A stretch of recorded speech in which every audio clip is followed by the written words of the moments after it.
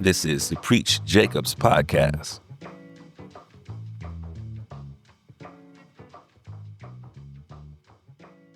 Ready? All right. 1, 2, 1, 2. Ladies and gentlemen, thank you guys once again for tuning in to the latest episode of the Preach Jacobs podcast, brought to you by BIG Media. We're also sponsored by my great friends over at Curated Wine Group. Thank you for this bottle of Cahiers 23 that I shall be sipping on. I don't know what my guest has in his cup, but I'm showing up be drinking today.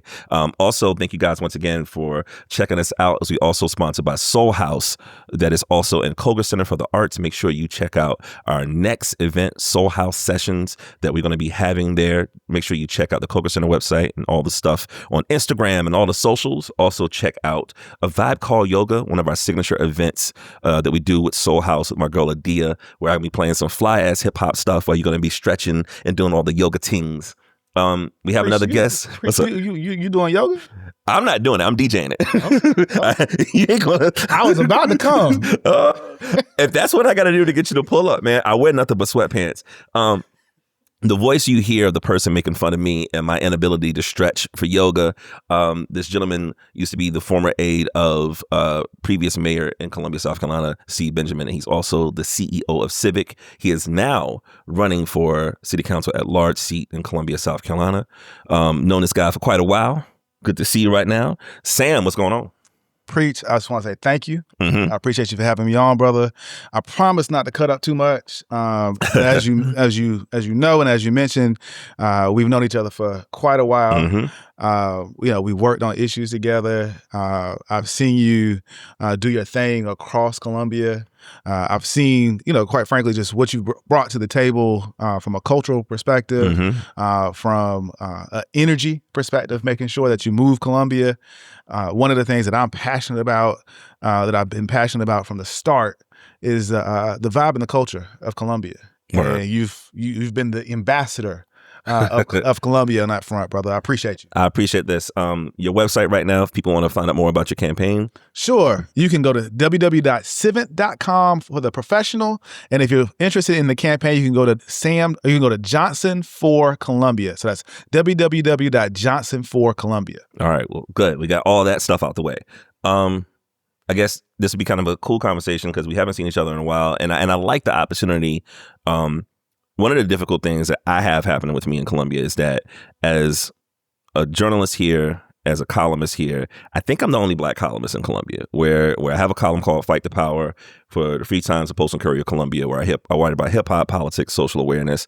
And a lot of times I'm in this weird situation where I want to have certain conversations without diving too deep in, as far as how do you have really humanistic interactions without making it feel like 60 minutes, right? But Sure. but it's also important to have moments like this where you can show up to things like this and have real conversations with people that know you. One of the things that I thought was really, really interesting when we looked at, for me personally, when I looked at during the pandemic, there was a lot of stuff that was going on. And one of the things that was happening with this outcry of the pandemic and Black Lives Matter movement, all these things, you started to see more black and brown people running for public office. That's one part of the question I want to touch you on. Why run for city council at large seat? And the second part of this that I always thought was really interesting is that there's this concept of reverse migration where there's the idea of, hey, if you really want to have political power, come back to the South and run for certain seats and things like that to have more of an impact. So I'm interested in knowing, you as a young black person in Columbia, why be someone that's involved in politics or be, involved in helping the community? Some people might not have that interest. What sparked that? And how do you feel about the South having an opportunity to do things to impact people that look like you? Well, I'll tell you that second half of that question, I came in here and I was talking about my work in the mayor's office, Columbia SC 63, working with Bobby Donaldson. So, I love history. And so you start talking about the Great Migration, the reverse migration of folks moving back south. I'm looking forward to answering that one. But I was like, why, on the answer of why run, like I'm a Spring Valley graduate. What year? When am I going enough where I put it this where we had a reunion not too long ago. Okay. It was a milestone. I'll just say that. I'm getting up there in age, preach. But Oh. what I'll say is somebody who's born and raised here in Columbia, who was seeing friends move, whether it's moving to Charlotte, whether it's moving across the country, but feeling like, hey, I cannot reach my potential here in Columbia, South Carolina. And that's what prompted me to originally get involved. The reason why I got involved in politics and government straight out of my time out at Carolina, which was then through Representative Anton Gunn and then subsequently with Mayor Benjamin, as you mentioned, I wanted to understand what makes this thing tick, right? What makes our city, our government, the folks who are making these decisions, how are they making the decisions, right? So if they're making decisions on our behalf, on our collective behalf, right? On the behalf of families, on behalf of individuals, folks who like me, who grew up with a set of economic challenges, how are they making these informed decisions? And what I assumed was that there had to be some base of knowledge that folks were working from, whether it was economic knowledge, whether it's economic development knowledge, but there had to be something that they were working from. And I wanted to understand what that process was, right? And, so I started off at the State House. And I was like, okay, this is interesting here, but, not a whole lot of bipartisanship, not a whole lot of bills getting passed. And then got an opportunity to work for Mayor Benjamin and see more of Columbia, which is interesting. Growing up here, I literally saw a very small piece of Columbia. And having an opportunity to, one, be involved in his campaign, but then, serve in the mayor's office, you get to know all of Columbia. You see it all very intimately. It's extremely tangible to you. But not only, they talk about local governments where the rubber meets the road, people can reach out and touch you. Yeah. Right. And so you feel the heartbreak of the city when folks are going through struggle. Okay. And I hear you on that. And I'm interested in what you think about this. So I was interviewed, slight diet flex. ESPN came into town and interviewed me for this this story when they were talking about Dawn. Yoga and ESPN. I'm just listen, man. No, stop it. But one of the things we were talking about, the writer was asking me about, how is that relationship with the community and some of the villains of the past of the South, right? Where you asked me before we got on mic, why do I stay here or what makes me want to be here? And I tell people, like, what I love most about this city, it's mine, right? Warts and all. But there were parts of this city that I still feel at times the struggle of reminders that, hey, you don't belong here, right? Like I was telling the lady from ESPN, I said, look, there's still streets named after Confederate soldiers, and I know people that live on Confederate Avenue, and it used to be exactly what I'm saying, Cotton Town, who was picking the cotton, right? And those are the things where those are like constant reminders of a not so distant past. And I bring that up because when I talk to young people that look like me about being politically active, getting involved in politics, there seems to be this huge sense of cynicism, lack of trust, or people not trusting in the process, right? Of hey, if there's a problem, well, I don't know if I'm going to believe in government, right? I don't know if I'm going to believe in whether it's local or not, because local is more tangible, right? Yeah. You as a younger person that's involved in this, and a younger person of color, younger Black person that's involved in politics, what are some of the concerns that you have with young people that look like you having trust in local politics? And how, with you running this campaign, do you feel that you can dispel some of those concerns? Well, one, for all of our elected officials, you have to truly know what you're doing.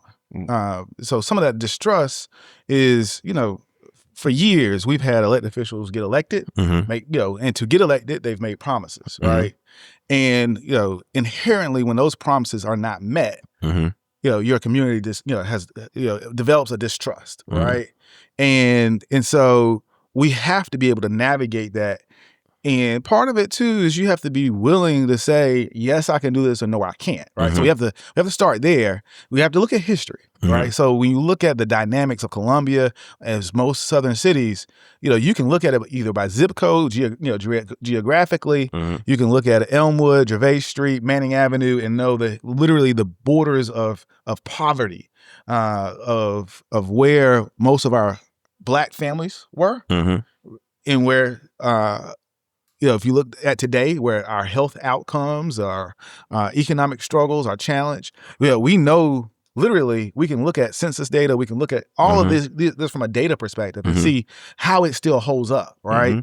And still, what I would say is the solution has to be rooted in policy, which comes from government, right? And so if the rules that were set are what manifests today, the struggle that we see, the only way to deal with that is by the rules and the policy that either were in place or still is in place. And how do we elect leaders who are going to be able to zero in on those policy issues that are perpetrating or manifesting challenges still today, day after day, year after year, right?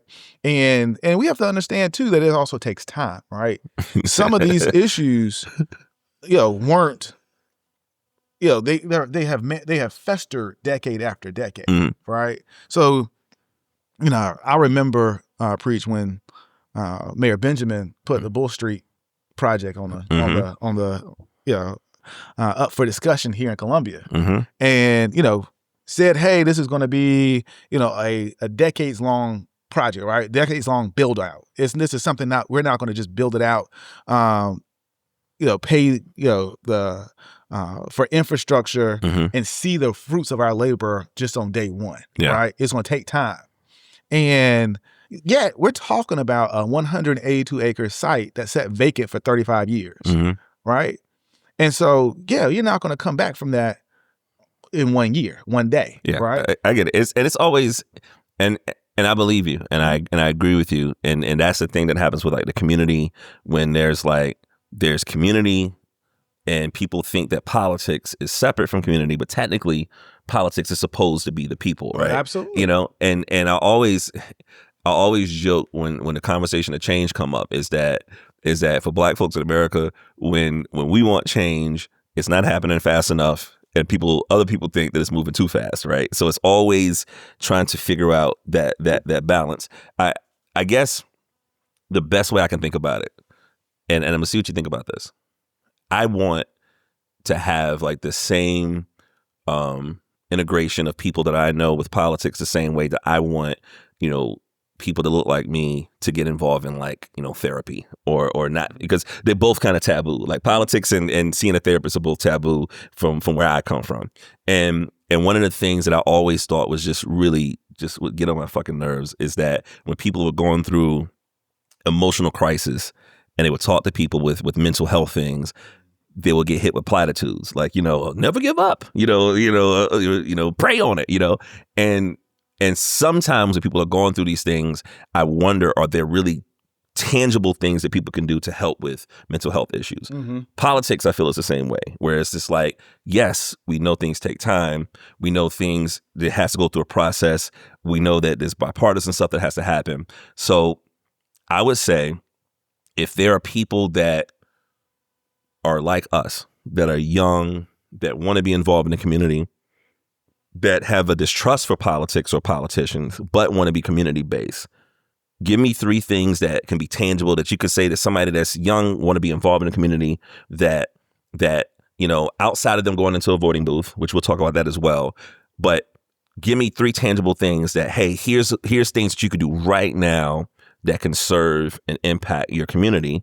And I will also say on top of that, tell me about a few of the major things that you see that you want to help out with your campaign for city council at large. Well, and what I'm going to say to that, my caveat to that first part of that question, I'm going to give you 3 things that folks can do through the electoral process. Okay. Because part of what I will say that I see from folks who look like me and you a lot is that, well, I don't want to deal with electoral politics. But once you get elected, I want to deal with you, right? And then, or I just only want to be involved in the community and I want to focus on these issues, right? But realizing that, to me, that's a little bit of a chicken at the egg. You are not going to make impact. The impact that you make running your nonprofit is going to be limited if you elect a whole bunch of bad people. Just blunt, like that just is what it is. So you got to get involved in who is you. So, for example, you play cards. You know, we could all not cheat, right? you ain't play Uno with my family, man. But if you really want to get a good hand, sometimes you might have to make sure that you're the one dealing the cards, right? And that's what I'm trying to say here is, you know, I hear that a lot from folks who look like me and you. I don't want to, that's politics. I don't want to get involved in it. Sometimes you got to get involved in it if you want to make sure that you're the one dealing the cards. Okay. And so here's a couple things. First, volunteer on a campaign. Okay. Literally just volunteer, knock on doors. I know some folks, it's Columbia, it's hot. So maybe you don't want to knock on doors, make some phone calls. But the other piece of the puzzle, these elections have single digit turnouts. That's what I wanted to talk to you about as well. Yes. So reach out to the person who's running and tell them you want to grab coffee. They'll do it because you might be the one voter that puts them over the top. So sit down with that person who's running and understand what makes them tick. Make sure that their values meet yours. All right. You know, that might be the singular thing that you need to do from an electoral perspective.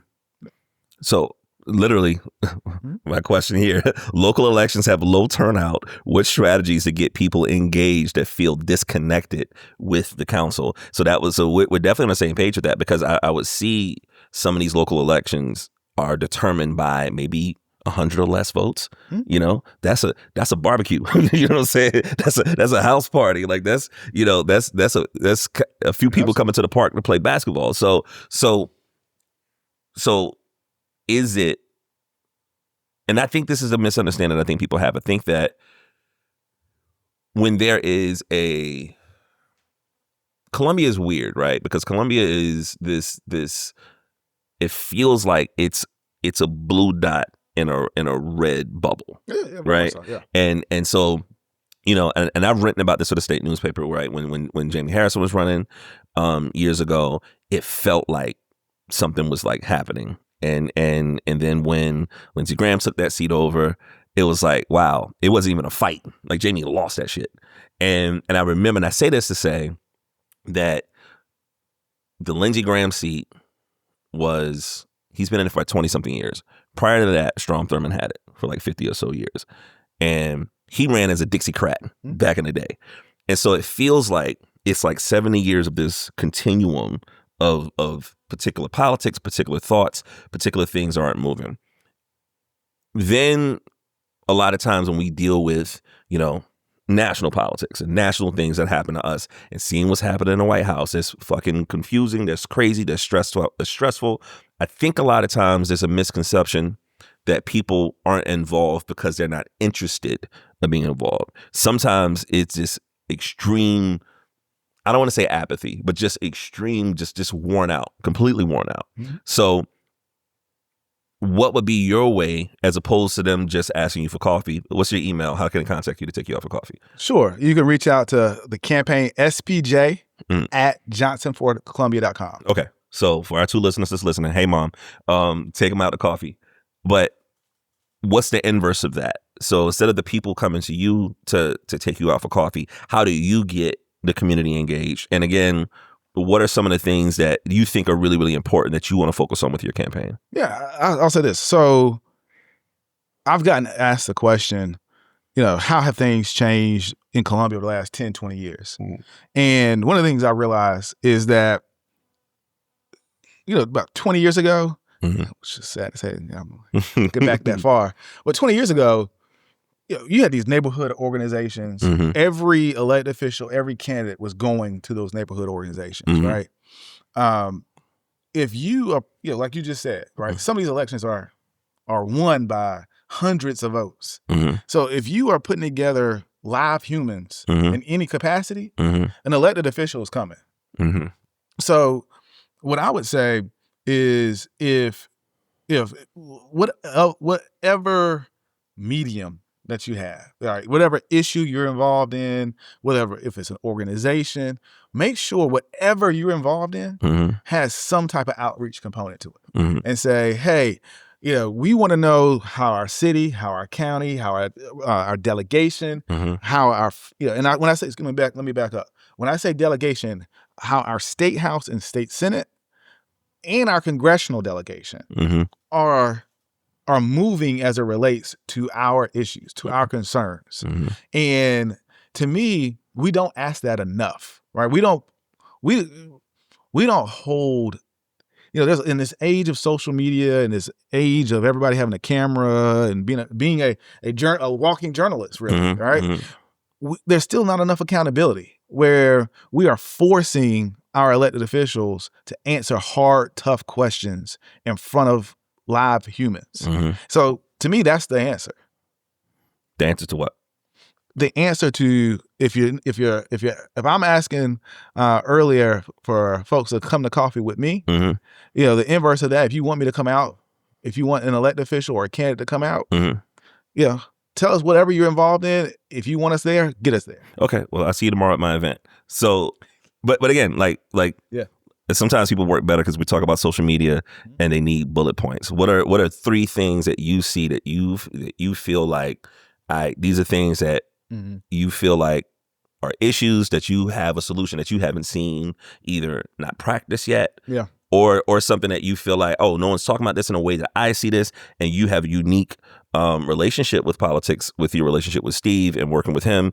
Like, what are 3 things that you see that if the public is listening to this, that if they're like, what are things that are important to you? What do you see immediately right away that you want to work on? And let me just back up real quick and just say that every level of government that I just mentioned focuses on your issues differently. What they can provide you, and so that familiarity and that engagement that you have with them, it provides an opportunity to really learn what they do, right? What city council does, what county council does.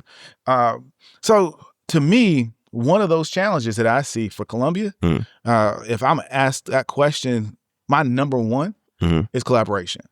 So our city, our county, our school districts, none of those bodies of government work together. So, earlier we were talking about some of the challenges depending on where you live physically in Columbia.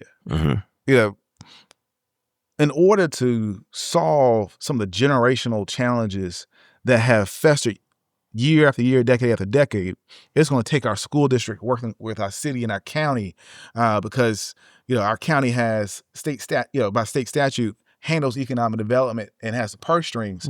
We all have to work together as a body of government, as a unified body of government, to solve some of those types of challenges. And what I have not seen in my lifetime is any of those bodies of government truly work together and say, hey, you know what? Year after year, these are the 2 or 3 things that we are going to focus on together. And so, in other words, I'm not going to have the state funding these issues over here, the city funding this over here, and the county just funding this issue, right? These are the 2 or 3 things that we're going to work together. And I think having somebody who's going to help unify and bring folks together so that we can accomplish a unified goal is the number one thing. Okay. From an economic development perspective, as I mentioned before, Bull Street is happening, is moving, is great. I'm excited about it as somebody who worked on it. But we've got a number of little Bull Streets, right? And I say little. Our biggest opportunity is our riverfront. Okay. Right? So if we want to retain talent, if we want to make sure some of the 60,000 students that come to University of South Carolina, Benedict, Columbia College, Allen, if we want to make sure that some of those folks stay here, we've got to figure out how to create higher wage, higher skill jobs. And part of that is that we've got to leverage our physical assets so that we are more able to attract some of those types of opportunities. Okay. What's the third thing you got? So the third thing I would say is a little bit more nuts and bolts, but it's housing. The reality is you can have folks wish to stay here, to retain that talent. But if they don't have a place to live, they're still going to go. Well, yeah, I think that process, and we were talking about this earlier, I just moved into a new place. I wanted to buy, but couldn't afford it because sometimes, buying a house shouldn't be as difficult as it is. And and I go back to this. It's really interesting, and I know we don't have much time left, but I wanted to talk about from an artist perspective, because I'm an artist, and about what your thoughts to be able to help the arts community as a council member. Because years ago, I didn't run for city council. I walked because I ain't make enough money. But one of the things that I thought was interesting is that we talk about some of these smaller positions or smaller seats that people run for. You don't have to raise as much money. But if we're looking at governorship, at largeship, it gets kind of intimidating when you look at the amount of money that you got to raise in order to make a dent. Yeah. And I was floored by that, because when you look at political seats, I think the average person in the community should say, hey, I want to help. I want to do something, and should be able to run. But if you're running for a seat that got to generate $250,000 or something like that, then it's like, how am I going to raise this kind of money, right? So twofold, how do you get people involved in a political structure if it feels like it's something that is an impossibility to raise the type of money to get the visibility to do something correctly? And, when you get this at large seat, what is the thing that you're hearing from artists on a regular basis that you think can be helpful from a government perspective to help the artistic community? Because you see other cities, whether it's Atlanta or if you have something like Art Basel in Miami, how it's a collaborative effort that they embrace the artist, and the artist is bringing in all this money, that type of thing, where I think a lot of times people in Columbia, artists in general, don't feel like they're respected as much, or it's like, oh, you get exposure, that type of thing. So what are your thoughts on those things? Yeah. And I can't remember if we were talking about this before we got on the mic, went live or not. We were talking about the interwovenness of Columbia, right? Mm-hmm. And to me, one of the things I've noticed in the last few years is, in the arts community, it's almost kind of pushed to the side, mm-hmm. right? Mm-hmm. And not interwoven into Columbia, the fabric of Columbia, like it's supposed to. Mm-hmm. So, for me, as somebody who's been involved with the U.S. Conference of Mayors, who's been a board member there, as somebody who has worked in government and worked with mayors across the country, when mm-hmm. I look at cities and mayors that have done it well, mm-hmm. their arts and cultural community has led the charge, mm-hmm. has been at the forefront of the economic development, right? Has been in the forefront of doing what I just talked about, mm-hmm. retaining talent, mm-hmm. because people don't want to be somewhere that's boring. Yeah. I mean, that's simple, yeah. right? But if it's boring, if there's no cultural element to it, if there's no FYCs going around, mm-hmm. then I was gonna work that in. But people are gone. Yeah. And so to me, our arts culture has to be back at the forefront mm-hmm. of Columbia. We have to celebrate what makes us unique, what showcases the talent that we have here, mm-hmm. and the rich history. Mm-hmm. Last question: what makes Columbia unique? Well, and what I'll say too is we also have to acknowledge that our artists are also small businesses. Absolutely. So what makes Columbia unique is actually what I just mentioned. The fact that we have such a rich, not only artist community, but historic component. We're a historic city. Next year will be the 240th anniversary birthday of Columbia. Mm-hmm. So that's part of what makes us unique. So not just that, but being a compromised capital, mm-hmm. One of the 50 capitals in the United States, where you got a river, mm-hmm. 6 universities, and the opportunity to enjoy all of it with, almost a kind of a perfect breakdown of demographics. Right. Well, I know time is almost up. I know we probably got like a minute left. Thank you again for coming to the Preach Jacobs podcast. Once again, sponsored by Coker Center for the Arts, Soul House Art Gallery. Make sure you come to the next A Vibe Called Yoga, which is going to be October the 5th on Sunday at 2 p.m. Make sure you check out my guest, Sam Johnson, on your website. Johnson for Columbia. Take him out for coffee. And I think we're about to run out. We should be good. We got a few seconds left. Columbia, it's about you. All right. Thank you guys so much for listening to the Preach Jacobs podcast. Talk to you soon. Peace.